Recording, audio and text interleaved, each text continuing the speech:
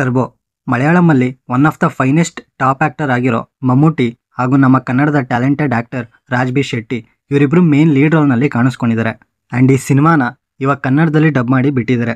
So ಈ ಮೂವಿಲಿ ಏನು ಚೆನ್ನಾಗಿದೆ ಏನು ಚೆನ್ನಾಗಿಲ್ಲ ಅಂತ ತಿಳ್ಕೊಳ್ಳೋಕೆ ಮುಂಚೆ ನೀವಿನ್ನೂ ಈ ಚಾನಲ್ನ ಸಬ್ಸ್ಕ್ರೈಬ್ ಆಗಿಲ್ಲ ಅಂದರೆ ಸಬ್ಸ್ಕ್ರೈಬ್ ಮಾಡಿಕೊಂಡು ಸಪೋರ್ಟ್ ಮಾಡಿ.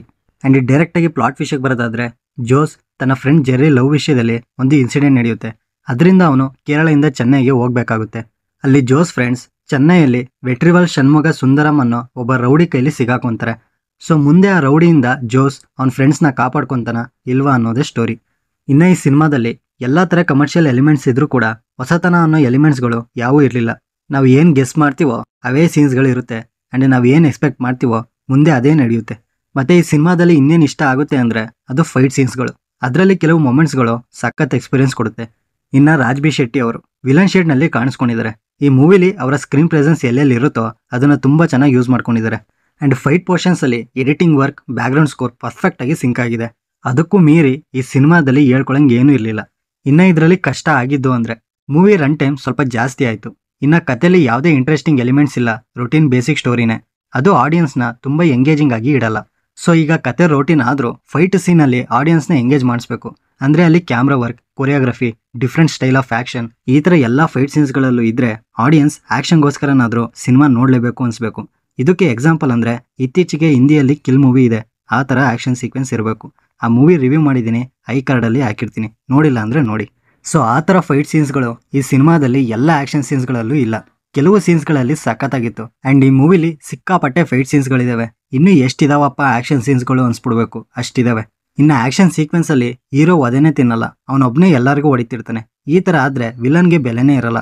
ಈ ನಾನಾ ನೀನಾ ಅನ್ನೋ ಥರ ಇದ್ದಿದ್ರೆ ಇನ್ನೂ ತುಂಬ ಚೆನ್ನಾಗಿರ್ತಿತ್ತು. Villain ಕ್ಯಾರೆಕ್ಟರಲ್ಲಿ ಇನ್ನೊಂಚೂರು depth ಇರಬೇಕಿತ್ತು. ಹೀರೋನ ತುಂಬ ಸ್ಟ್ರಾಂಗ್ ಮಾಡಿ ವಿಲನ್ನ ಸ್ವಲ್ಪ ವೀಕ್ ಮಾಡಿದ್ದಾರೆ ಅನ್ನಿಸ್ತು. ಇನ್ನು ಕೆಲವು ಆ್ಯಕ್ಷನ್ ಸೀಕ್ವೆನ್ಸ್ಗಳು ತುಂಬಾ ಚೆನ್ನಾಗಿತ್ತು.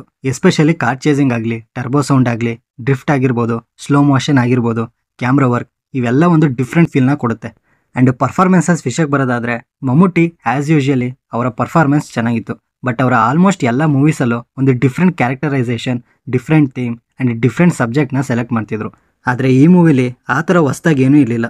ಇನ್ನು ರಾಜ್ ಬಿ ಶೆಟ್ಟಿ ಅವರ ಎಂಟ್ರಿ ಆಗಿರ್ಬೋದು, ಅವರ ರಗಡ್ ಲುಕ್, ಆ ಬಾಡಿ ಲ್ಯಾಂಗ್ವೇಜ್, ಮಾತಾಡೋ ರೀತಿ ಸಖತ್ತಾಗಿತ್ತು. ಇದೇ ಫಸ್ಟ್ ಟೈಮ್ ಈ ರೀತಿ ಫುಲ್ ವಿಲನ್ ಶೇಡ್ನಲ್ಲಿ ಪರ್ಫಾರ್ಮ್ ಮಾಡಿದ್ದಾರೆ.